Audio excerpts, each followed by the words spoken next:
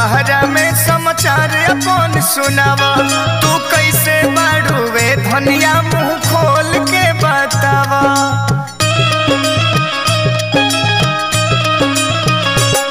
हम ठीक बनी धनी बहरा में समाचार अपन सुनावा।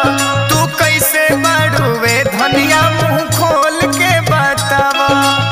केहू मन रखनी कहे, केहू हमके फेकनी कहे, कुछ कहे हो ऐसैया ऐसैया देवरा मन रखनी कहे, ननदी तो फेकनी कहे, सास कौआ हकनी कहे हो ऐसैया देवरा मन रखनी कहे, ननदी तो फेकनी कहे, सास कौआ हकनी कहे हो।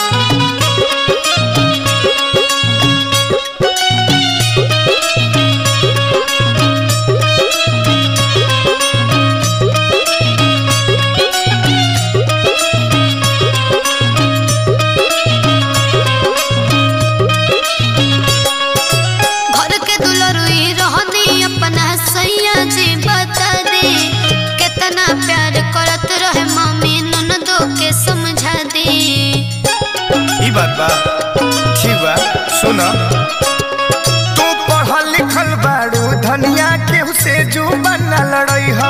चुपचाप बात सब सहल करो हमरो तू लाज बचई हा।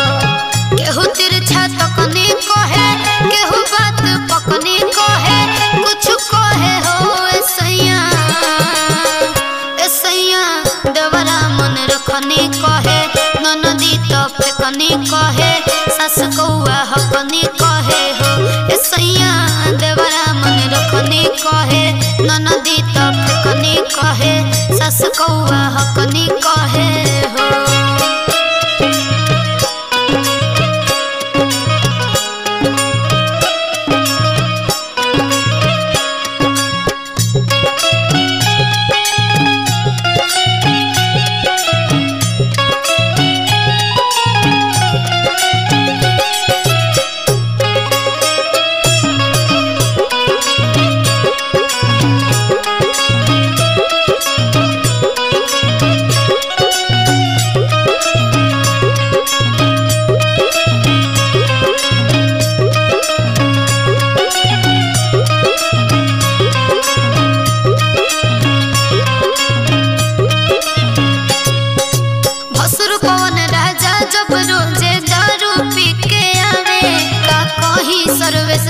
ससुर जी बिन मतलब गरियावे, हम तो पागल बनी जी सही में।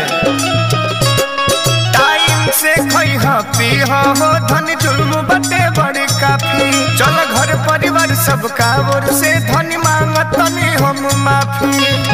केहू कान फुकनी कहे, केहू हमके कुखनी कहे, कुछ कहे हो ऐसैया ऐसैया देवरा मन रखनी कहे, ननदी तो फेकनी कहे, सास कौआ हकनी कहे हो ऐसैया देवरा मन रखनी कहे, ननदी तो फेकनी कहे, सास कौआ हकनी कहे हो।